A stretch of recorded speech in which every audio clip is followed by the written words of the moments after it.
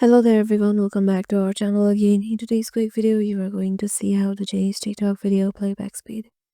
So to change that, let me show you the steps you can follow.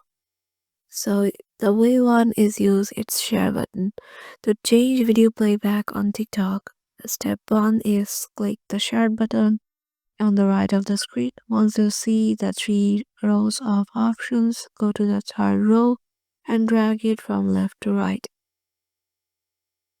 Find the icon called Playback Speed and tap it and pick the speed you wish to set on the video.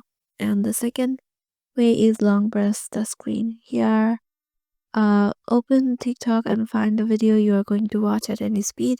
Long press the left or right blank area of your screen and you will see an icon named Speed or Playback Speed, where you can choose from 0.5x to 2x. So yeah, this is how you can do it. Hope this will help you out and we will see you in the next video.